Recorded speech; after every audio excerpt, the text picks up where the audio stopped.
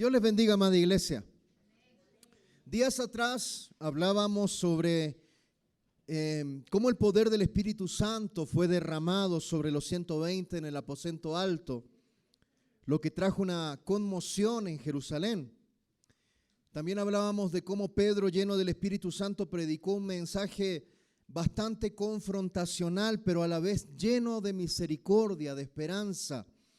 Ese día se convirtieron más de 3,000 personas al Señor.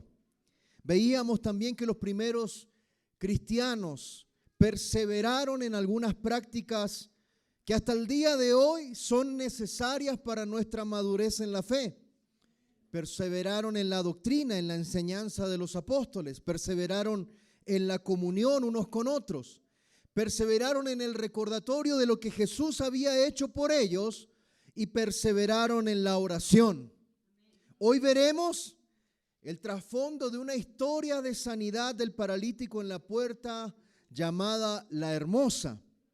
Comenzamos en esta mañana leyendo la petición de un hombre que estaba paralizado.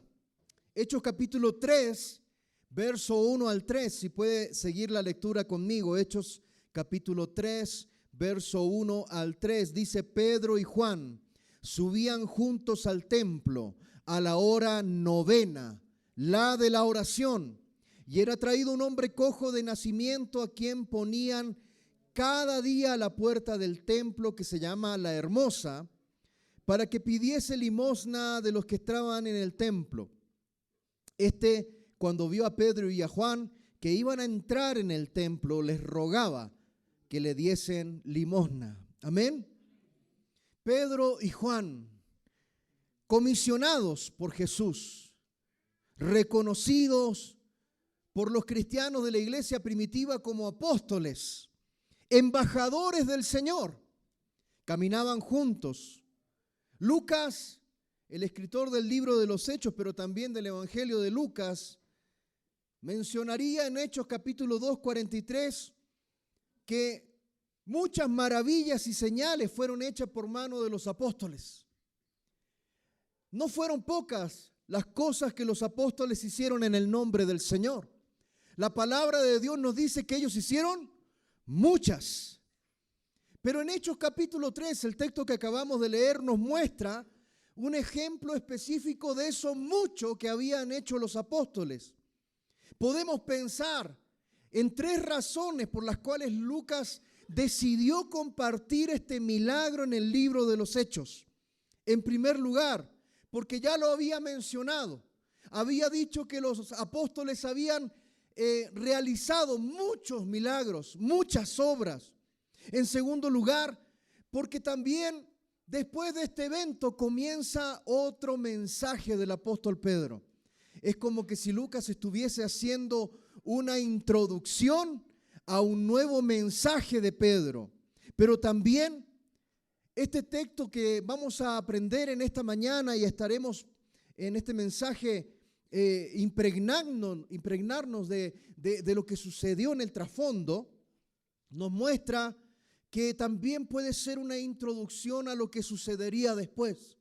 Después de este evento también Lucas comienza a relatar cómo los cristianos comienzan a ser perseguidos. Hechos capítulo 3, verso 1 dice: Pedro y Juan subían juntos al templo a la hora novena, la hora de la oración. Amén. Parece que Pedro y Juan no tuvieron ningún problema en continuar con esta costumbre judía de tener ciertos horarios de oración, ciertos horarios en donde tenían que asistir al templo. Pedro y Juan no iban a la hora del sacrificio. Es interesante que ellos habían dejado de hacer ciertas prácticas, porque previo a la hora de la oración había la hora del sacrificio. La hora de la oración para el pueblo judío venía después del tiempo de sacrificio, pero Pedro y Juan, y Lucas lo deja bien establecido, no van a la hora del sacrificio, en donde se sacrificaban animales, sino que ellos iban, mis amados hermanos, al tiempo de oración. Ellos ya sabían que ese sistema basado en sacrificios había sido ya cumplido completamente por Jesucristo en la cruz. Amén. Entonces no era necesario que Pedro y Juan vayasen a ese momento al templo, pero sí iban a la hora de la oración. Pero también es muy posible, y de hecho muchos historiadores concuerdan en esto, que detrás de esta acción de Pedro y de Juan había una intención determinada. ¿Por qué ellos habrían de ir a cumplir con un rito de la ley? Que habían ciertos horarios de oración. ¿Por qué Pedro y Juan se les ocurre ir justo en el momento de la oración? Un rito para el pueblo judío. Quizás ellos entendían que ese era el mejor momento para, más que orar, predicar. Era el momento donde el pueblo se reunía en el templo para orar a Dios. Y era una excelente oportunidad para proclamar el evangelio de Jesucristo. ¿Cuántas oportunidades para que brille la luz de Cristo podemos a veces perder por causa de nuestra religiosidad? ¿Cuántas veces podemos perder oportunidades de compartir con nuestra familia, de compartir con nuestros amigos? Y muchas veces, como son reuniones que quizás parecen que no son tan espirituales, quizás perdemos una excelente ocasión para que la luz de Cristo brille en ese lugar. Jesús no tenía problema en reunirse en ciertas festividades con personas que eran quizás de un testimonio bastante dudoso. Jesús no se reunía solamente con los que parecían santos, con aquellos que parecían religiosos. Jesús se reunía con algunos que dejaban bastante que desear. ¿Amén o no amén? Jesús se reunía con algunos que tenían un testimonio de vida bastante peculiar. Él no tenía problema de hablar con prostitutas. Él no tenía problema de hablar con cobradores de impuestos. Él no tenía problema de ir a una cena, a una comida y compartir con personas que tenían una dudosa reputación. ¿Cuántas oportunidades hemos tenido para que la luz de Cristo brille? Y muchas veces por nuestra religiosidad no somos parte de esa manifestación de Dios. No, es que es una primera comunión y nosotros como cristianos no vamos ahí a eso. Vaya, si le invita a su familia, vaya. Pero pastores, que está lleno de santos e imágenes, tranquilos, si no le van a hacer nada, están muertos. Tranquilo, tiene una excelente oportunidad para que brille la luz de Cristo. Pastores que van a hacer la misa del año y nosotros no creemos en eso, tranquilo, tranquilo. En esos lugares, cuando la gente está sensible en su corazón, es donde más puede compartir el mensaje de esperanza.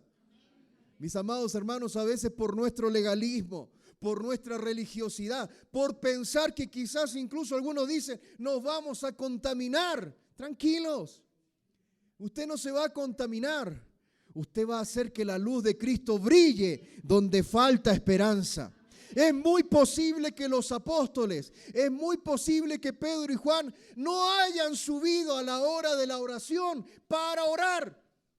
Es muy posible que ellos aprovecharon ese momento para compartir la luz de Cristo. Los discípulos continuaron asistiendo al templo. No se regían por los rituales judíos, sino que escogían esos momentos porque llegaba el grueso de las personas, llegaban aquellos que ellos necesitaban predicarle el mensaje.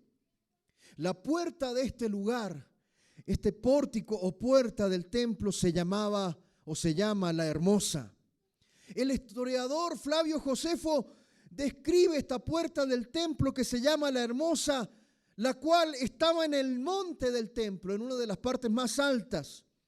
Era hecha de un latón fino de Corinto, de unos 23 metros de altura, unas enormes puertas de un material fino, de un material que llamaba la atención, hermosas puertas dobles. Estas puertas no pasaban inadvertidas, mis amados hermanos. Estas puertas eran un lugar, yo diría hasta, entre comillas, turístico, porque tenía una hechura, una construcción de acabados hermoso. ¿Por qué este hombre decidió estar en ese lugar pidiendo ayuda? ¿Por qué ese varón estaba ahí pidiendo ayuda en ese lugar? Simplemente este hombre cojo quería ser apoyado en la condición que estaba y sabía que en ese lugar había un alto tráfico de gente. Pasaban muchas personas. Dios tenía algo mejor en mente para este varón. El Señor quería cambiar su condición completamente. Él estaba esperando que alguien le apoye. Mire, el hombre cojo sentía que quizás no tenía otra opción. La opción que él buscaba era ser apoyado en la condición en la cual estaba viviendo. Seguramente era mejor para él ser apoyado en esa situación que él vivía antes de morir de hambre. Mire, era una hermosa y preciosa razón para este hombre para creer que pedir limosna en este lugar tan destacado iba a tener mayores oportunidades de ser apoyado, de ser bendecido en ese lugar. Hasta el día de hoy existe una tradición muy fuerte en el pueblo judío sobre dar limosna, sobre dar a los pobres, especialmente a los mendigos. Incluso muchos judíos hasta el día de hoy piensan que el dar limosna son actos de justicia que ayudan en su relación con Dios. Pero si hay algo que tenemos que tener en cuenta en esta mañana, mis amados hermanos, es que nada sucede por casualidad. Siempre hay algo espiritual detrás de cada situación que nos acontece. Siempre hay algo espiritual. Había algo espiritual detrás de lo que le estaba pasando a este hombre. Sí, había algo que Dios quería hacer. Y detrás de cada situación que usted pueda vivir, sea buena o sea mala o sea más o menos, cada situación que usted tiene que vivir, hay algo espiritual detrás. No hay circunstancias que quedan sueltas de la mano de Dios. La mano de Dios siempre está en control de todo. Y detrás de cada experiencia vivida en esta tierra, detrás de cada enfermedad, detrás de cada necesidad, hay un propósito de Dios. Hay un propósito de Dios. El apóstol Pablo lo entendía de esta manera. Colosenses capítulo 4, verso 2 al 4.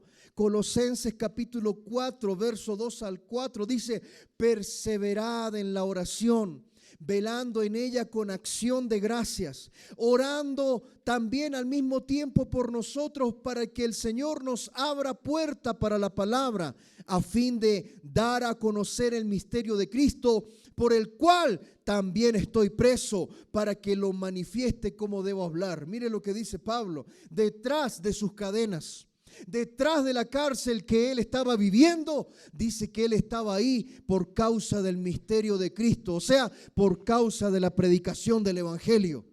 Detrás de una situación no muy agradable, en la versión Nueva Traducción Viviente dice que él estaba en cadenas. Detrás de esa situación él dice: aquí hay algo que Dios quiere hacer. Y por favor, le dice a los hermanos colosenses: oren para que yo tenga la palabra precisa para poder predicar. Mire, Pablo no estaba viendo cadenas, Pablo no estaba viendo cárcel, Pablo no estaba viendo su necesidad. Pablo estaba viendo que detrás de eso había un propósito de Dios. Y él decía: si por causa de Cristo estoy acá, entonces oren para que Dios me dé palabra para predicar. A veces buscamos de Dios solo el apoyo para nuestros problemas, o buscamos ser transformados a través de los problemas y circunstancias. ¿Qué es lo que buscamos detrás de cada desafío de fe? A veces hay desafíos de fe en el área de la salud. A veces hay desafíos de fe en el área económica. A veces hay desafíos de fe incluso en el área física. A veces hay desafíos de fe en mis pensamientos, en lo psicológico. Porque muchas veces Dios me llama a cambiar hasta mi manera de pensar. ¿Amén o no amén? Somos seres integrales. Todo, sea físico, psicológico, emocional o espiritual, todo afecta a nuestro conjunto. Por lo tanto, mis amados hermanos, ¿qué buscamos de Dios a veces? Buscamos apoyo para hacer cubierta nuestra necesidad. o buscamos entender que el Señor a través de los problemas y circunstancias quiere transformar nuestra vida. Mire, ante cualquier situación que nos enfrentemos, de seguro, póngale la firma en un cheque en blanco. ¿Quién haría eso? Póngale la firma que detrás de cada circunstancia hay una visión de Dios en el asunto. Algo Dios quiere hacer, algo Dios quiere tratar. Usted, mi amado hermano, tiene de seguro una visión, muchas veces completamente diferente a lo que Dios tiene. Detrás de un problema uno tiene una parte del asunto. Dios tiene el cuadro completo. Y seguro, déjeme decirle que seguro, Dios tiene una visión completamente diferente al asunto que puedas estar viviendo. Isaías 55, verso 8 y 9. Isaías 55, verso 8 y 9 dice: porque mis pensamientos no son vuestros pensamientos, ni vuestros caminos mis caminos, dijo Jehová. Como son más altos los cielos que la tierra, así son mis caminos más altos que vuestros caminos, y mis pensamientos más que vuestros pensamientos. Este cojo, este hombre que estaba ahí pidiendo limosna en la puerta de la hermosa, mis amados hermanos, solamente tenía una sola perspectiva del asunto. Él estaba buscando apoyo a su condición. Dios tenía una perspectiva completamente diferente de lo que él tenía que vivir. Mire las palabras que entrega el apóstol Pedro. Hechos capítulo 3, verso 4 al 6. Dice: Pedro con Juan, ¿qué hizo? Lo miró, fijando. Esto da risa. ¿No le ha pasado a usted de repente? Hoy en día los semáforos están llenos de gente pidiendo cosas. Tenemos que ser sinceros, a veces, ¿qué hacemos? ¿Qué hacemos a veces? A veces uno llega a un semáforo, te pide uno, llega al otro semáforo, te pide, y o sea, tienes que salir, pero no sé con cuánto. Y a veces uno, ¿qué hace? Inevitablemente se hace loco, como que está mirando otra cosa. O si no, a veces se te para un malabarista delante de ti y se te pone delante del carro y te hace, y agarra, ¿cierto?, los limones, las manzanas, lo que sea, y se te pone delante de los ojos para que implícitamente tú seas su espectador y estés obligado a pagarle. Y él empieza. ¿Y tú? Se ríen porque lo han hecho. No hay plata, es verdad. A veces uno no tiene ni siquiera para un chicle, hermano. Ahí no tiene monedas en el momento. Ya cuando el tipo ve que está haciendo su malabarismo y ve que tú no estás mirando, se va al otro carro y se pone adelante y empieza. Sobre todo se pone en los carros donde hay niños. ¿Usted sabe lo que habrá pensado este cojo cuando Pedro y Juan fijaron sus ojos en él? ¡Qué tremendo! Dice: Pedro con Juan, fijando en él los ojos, le dijo: míranos. Le llamaron la atención. Yo estoy seguro que él estaba mirando, pero con toda la atención del mundo, porque estaba esperando recibir algo. Entonces él le estuvo atento, esperando recibir de ellos algo. Mas Pedro dijo: estoy chiro. Qué triste. Estoy chiro. No tengo plata ni oro, pero lo que tengo te doy. ¿Amén o no amén? En el nombre de Jesucristo de Nazaret, levántate y anda. Amén. Yo me imagino que este hombre fue el más feliz y el más animado al ver que alguien ponía atención en él. La mayoría de las personas buscan ignorar a las personas que están en necesidad. A veces por cansancio. Otras veces porque realmente no importa. Y otras veces porque realmente no hay que dar. Mire, él estuvo atento esperando recibir de ellos algo. Muchos de nosotros, y ponga mucha atención, muchos de nosotros no hemos llegado al lugar realmente en donde hemos esperado recibir algo de Dios. Te dirá: pero ¿cómo así, pastor? Sí. ¿Sabe que muchas veces nosotros desarrollamos un camino de independencia a pesar de que buscamos a Dios, a pesar de que creemos en el Señor, a pesar de que somos, entre comillas, buenos cristianos? Pero muchas veces no hemos llegado a la instancia de esperar algo de Dios. A veces no esperamos algo de Dios. ¿O acaso usted todos los días tiene una expectativa de lo que Dios le va a entregar? No. A veces solamente pasamos el día, pero no llegamos a ese punto en donde estemos con tal expectativa, tal necesidad, tal fe de esperar algo de Dios. Acá lo que hace este hombre es una fe clara, una fe sencilla. Nosotros podemos manifestar esa fe delante de Dios, de esperar algo de Él, así sea menos de lo que Él tiene para nosotros. Porque déjeme decirle que este hombre esperaba menos de lo que Dios tenía para él. Mire, no siempre esperes lo que anhelas. Más bien esperemos las cosas correctas de Dios. ¿Cuáles son las cosas correctas de Dios? Aquellas que me darán las herramientas para cumplir el propósito. Esas son las cosas correctas de Dios. Muchas veces estamos más que dispuestos en conformarnos con menos de lo que Dios tiene para nuestras vidas. ¿Y cómo nos damos cuenta de eso? Porque somos ayudantes del Espíritu Santo. ¿Amén o no amén? ¿Cómo ayudantes del Espíritu Santo? Bueno, yo comienzo a pedir, pero le echo una ayudita a Dios por si acaso de repente Dios necesita mi ayuda. Oro por un esposo, por una esposa. Pero el primero que aparece, este es de Dios. ¿Será que es el de Dios? ¿O será el que tú te convenciste que Dios te mandó? Amén. Por sus frutos los conoceréis. Amén o no amén. Y después empieza la lloradera. Y después empieza el sufrimiento. Mis amados hermanos, a veces creemos que el Espíritu de Dios necesita nuestra ayuda. A veces pensamos que Dios necesita de nuestro consejo. A veces actuamos como Sara, de traer a Agar y darle, en este caso a Abraham, lo que Abraham ni siquiera le había pedido.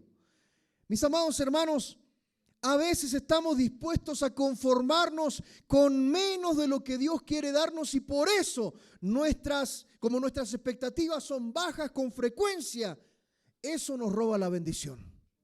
No espere menos de Dios, espere lo correcto. ¿Cuántos dicen amén? Esperemos lo correcto de Dios. ¿Qué es lo correcto de Dios? Espera con paciencia lo correcto de Dios, porque eso correcto de Dios te va a dar las herramientas eficaces. ¿Para qué? Para cumplir su propósito. Pedro y Juan dijeron algo bastante claro: no tengo dinero, no tenemos dinero, no tenemos nada para darte. Como decía hace un momento, estamos chiros. No tenemos nada en la bolsa, pero sí, de lo que tengo te puedo dar.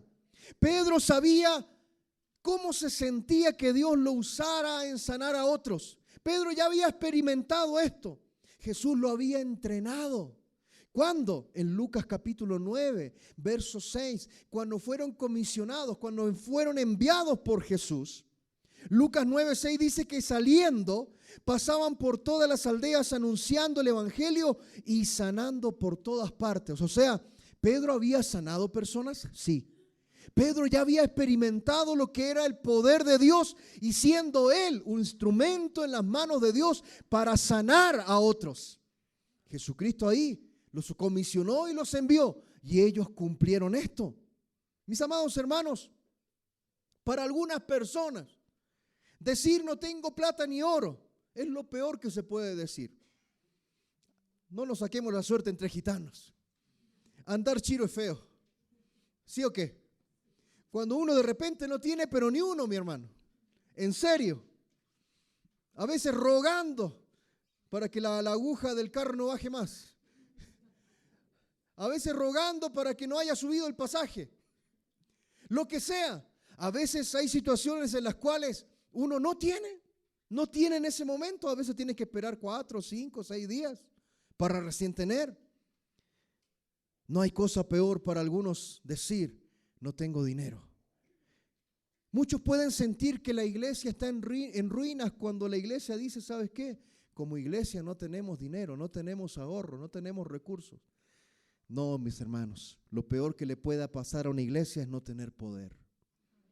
Lo vuelvo a repetir. Lo peor que le puede pasar a una congregación, a un cristiano, no es no tener dinero. Lo peor que le puede pasar es no tener el poder del Espíritu de Dios en su vida para entender los propósitos de Dios.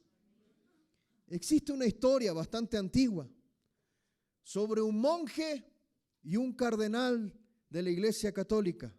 En tiempos de la Edad Media, en el auge de la Iglesia Católica, el auge de la Iglesia Católica Apostólica Romana fue en la Edad Media. Y se dice que caminaban un monje y un cardenal. El monje, por sus características de su llamado, de su ministerio, ese monje generalmente andaba chiro siempre. Los monjes, no sé si usted sabe que ellos utilizan esa especie de traje que se le amarraban con una cuerda porque era un voto de pobreza. Lo contrario era el cardenal. El cardenal andaba mucho más opulento. Dice que caminaban un monje y un cardenal en tiempos de la Edad Media, cuando la Iglesia Católica tenía muchos recursos, poder, prestigio, riqueza. El cardenal señaló los edificios, señaló todo lo que había en torno a la iglesia, todo lo que había en torno a las construcciones. Y el cardenal le dijo al monje, ¿sabes qué?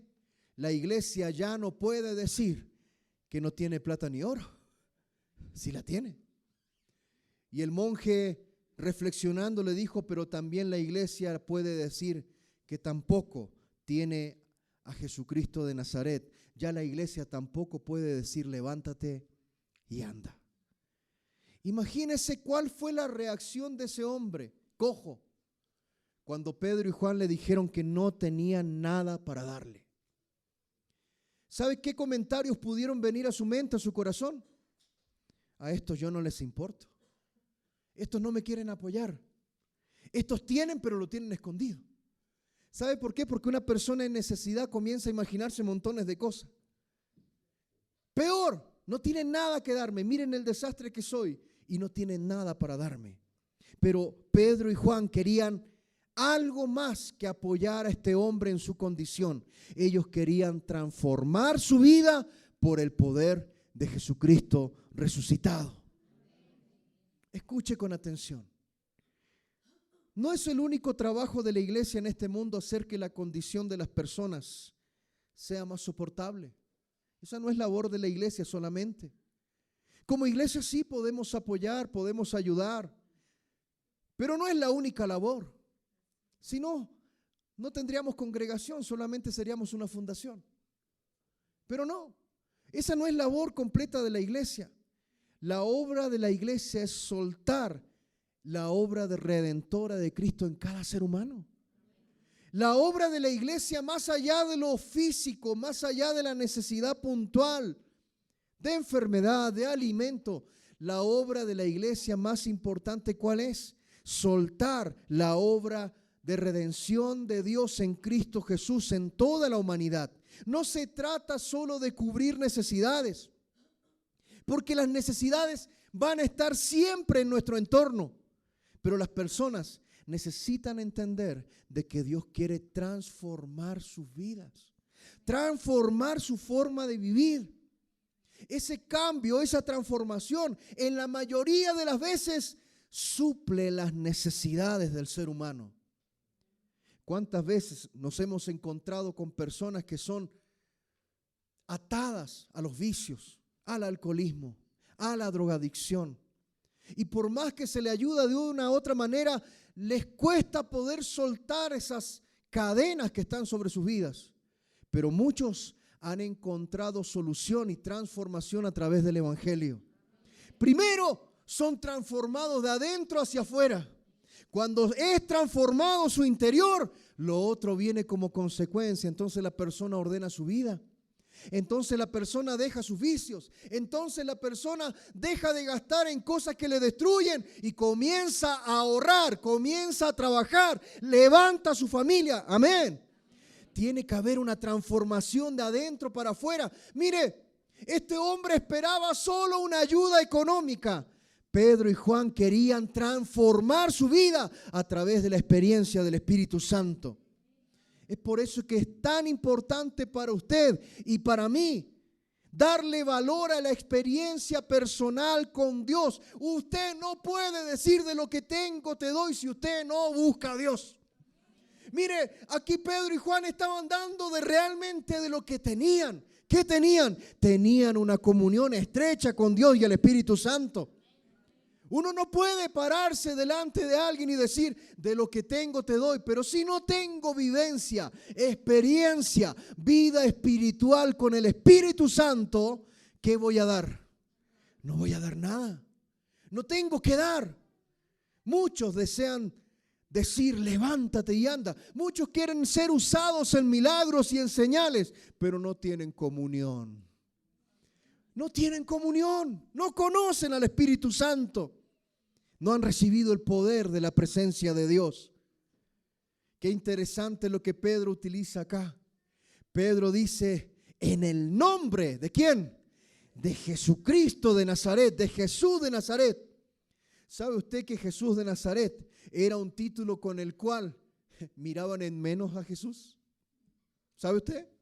Cuando Jesucristo predicaba el evangelio en su ministerio terrenal, cuando decían Jesús de Nazaret, los fariseos, este es de Nazaret, era un título por el cual Jesucristo era mirado en menos. ¿Qué de bueno va a salir de ese lugar? ¿Qué de bueno va a salir de Nazaret?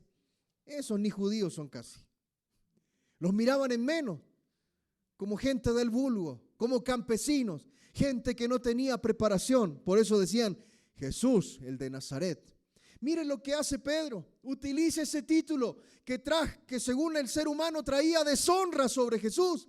Y Pedro lo levanta, lo exalta. Lo que traía vergüenza, ahora trae gloria. ¿Cuántos dicen amén? Lo que traía vergüenza, ahora trae gloria. Lo que te avergonzaba, llegará el día en que te dará gloria al Señor.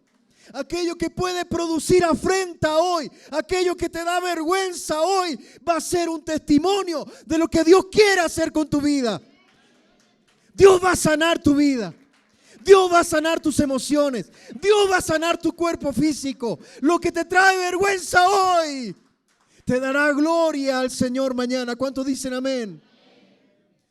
Claro que a veces da vergüenza tener un esposo alcohólico. Claro que a veces da vergüenza tener hijos que andan descarriados. Claro que a veces da vergüenza caminar en pobreza. Claro que a veces da vergüenza caminar en ciertos problemas de salud. A veces da tristeza, da vergüenza, da frustración. Pero aquello que muchas veces te produce vergüenza, frustración, tristeza en una época, llega el momento en que Dios dice, hoy es el tiempo, hoy es el tiempo, hoy es el tiempo, hoy es el tiempo de salvación, hoy es el tiempo de sanidad, hoy es el tiempo en que levanto tu cabeza y te coloco en un lugar de bendición para tu vida. ¿Cuántos dicen amén? Claro que da vergüenza divorciarse. Da vergüenza con la familia. Da vergüenza con los vecinos. Da vergüenza con los hijos. Pero ¿sabe qué? Llega un momento en que Dios comienza a levantarte. Dios te levanta y te coloca en una posición diferente. Claro que sí. Muchas veces aquello que da vergüenza lo ocultamos. Tratamos de nosotros quedar ahí en el anonimato. Baja nuestra autoestima. Oh, el Señor es experto en sanar. Yo siento la unción del Espíritu Santo en esta mañana. Yo creo que Dios va a sanar. Jesucristo de Nazaret está en este lugar. Dios va a sanar. Dios va a restaurar. Dios va a levantar. Dios va a fortalecer el poder de su presencia. La unción de su Espíritu Santo hace nueva todas las cosas. Gloria al Señor. Hechos capítulo 3, verso 7 dice, tomándole por la mano derecha, le levantó. Y al momento se le afirmaron los pies y tobillos. Y saltando se puso en pie y anduvo. Entró con ellos en el templo andando, saltando, alabando a Dios. Y todo el pueblo le vio andar y alabar a Dios. Qué hermoso, dice, le reconocían. Dios va a permitir esto en la vida de muchos. Te van a reconocer. Le reconocían que era el que se sentaba a pedir limosna a la puerta del templo, la hermosa, y se llenaron de asombro y espanto por lo que había sucedido.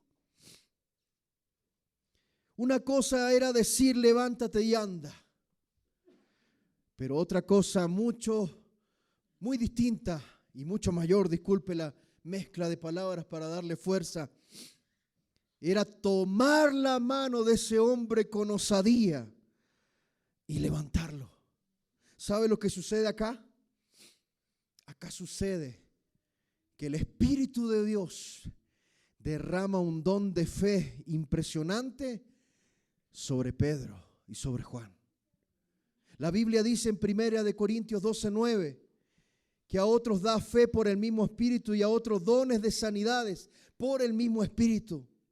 En ese momento, mis amados hermanos, en que le toman por la mano derecha y le levantan, vemos que Pedro está recibiendo un don del Espíritu Santo. Un don del Espíritu Santo. Una habilidad sobrenatural para confiar en el Señor en esa situación particular. Algo Dios iba a hacer. Esto no era algo que Pedro hizo por capricho. Esto no era algo que Pedro hizo para autopromocionarse como un gran sanador. No, esto era algo que Pedro hizo guiado por el poder del Espíritu Santo. ¿Amén o no amén? Y me gusta cómo habla Lucas. Entienda que esto lo escribe Lucas. ¿Qué profesión tenía Lucas? Médico. Amén. ¿Y por qué nos damos cuenta que es Lucas el que escribe? Por los detalles. Al momento, dice, se le afirmaron los pies y los tobillos. Como buen médico, está dando una descripción precisa. Él está diciendo acá hay dos partes. ¿Qué partes? Una cosa son los tobillos, otra cosa son los pies. ¿Amén o no amén? Está hablando que se le afirmaron los pies y los tobillos. Mire, son palabras peculiares, son palabras técnicas de un hombre que está dedicado a la medicina. La palabra traducida como pies solo se usa en la palabra de Dios. En el caso de los evangelios y hechos, es Lucas el único que menciona. No ocurre en ninguna otra parte. Él está diferenciando estas dos partes, los tobillos y los pies. Mis amados hermanos, la palabra que viene después, saltando, andando, alabando, refleja que esos huesos que estaban fuera del lugar se pusieron en el lugar donde tenían que estar. Aquello que estaba fuera del lugar se puso en el lugar que tenía que estar. Déjame profetizarte en esta mañana. Aquello que no está en su lugar se va a poner en su lugar. Aquello que no está en el lugar que Dios tiene para ti se va a colocar en su lugar. Aquello que no está funcionando en tu cuerpo se va a colocar en tu lugar por el poder y la obra del Señor. ¿Qué sucedió? Este hombre, cuando fue sanado, hizo tres cosas. Primero, se unió a los apóstoles, entró con ellos en el templo. Segundo, inmediatamente empezó a usar lo que Dios le había dado. Comenzó a caminar y comenzó a saltar. Y finalmente adoró a Dios. Adoró a Dios. Y dice que las personas le reconocían como aquel que se sentaba a pedir limosna en esa puerta. Mire, acá hay algo tremendo. Este hombre tenía, según Hechos 4:22, este hombre tenía ya 40 años de edad y había sido cojo desde su nacimiento. Desde su nacimiento. Por lo tanto, este hombre era conocido. Este hombre había pasado gran parte de su vida en ese lugar, en esa situación. ¿Y sabe lo que es más tremendo?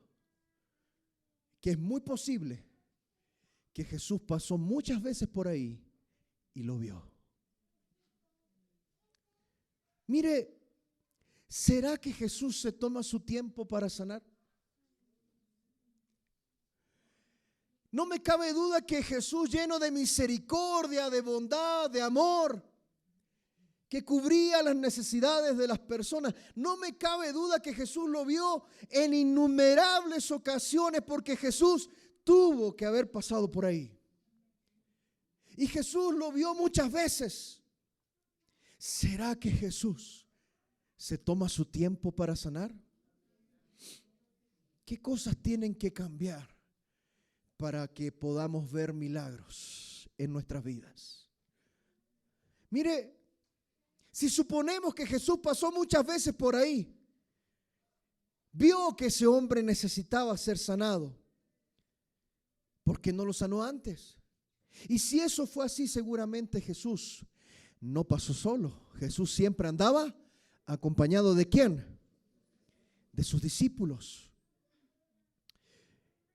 Es que llegaría el momento en que sus discípulos tenían que actuar en fe. Y hoy,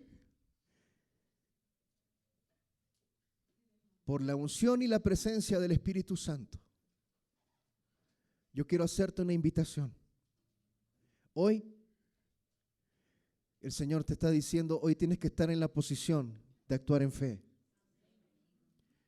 Así que sin más preámbulo, yo quiero orar por todos aquellos que necesiten un milagro de Dios.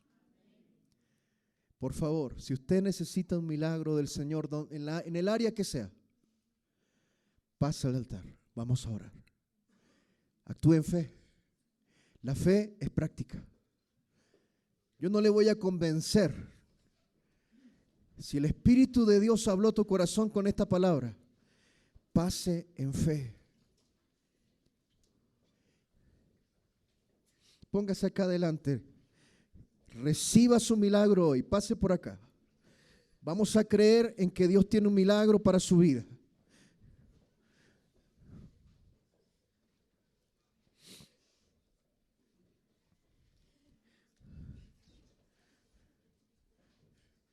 Tenemos que tener fe para recibir. ¿Cuántos dicen amén?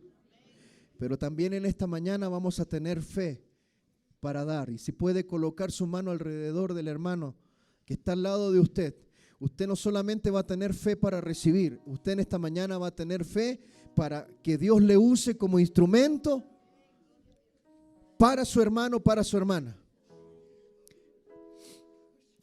Amado Dios, amado Dios, amado Señor, bondadoso, fiel, verdadero, Dios bueno, Dios bueno. Hoy, Señor, nos presentamos ante ti.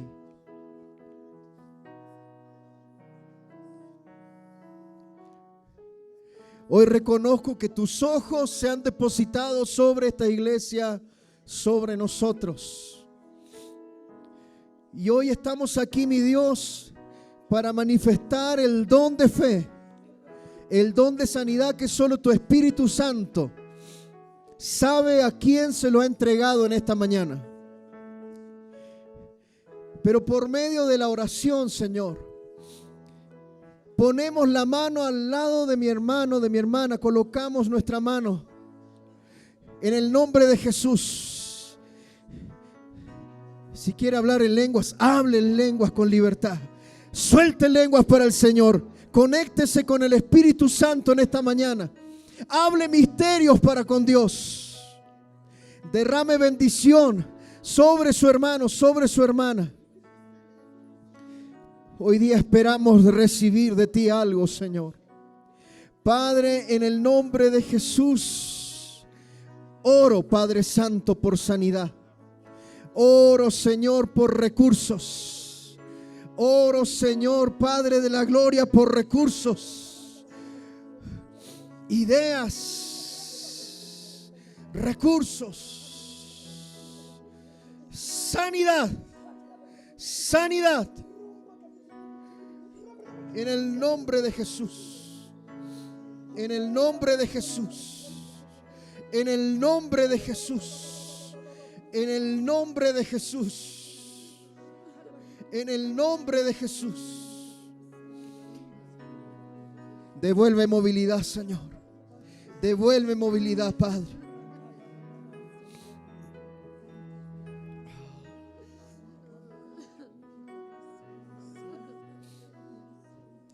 En el nombre de Jesús. Padre, yo oro, Señor.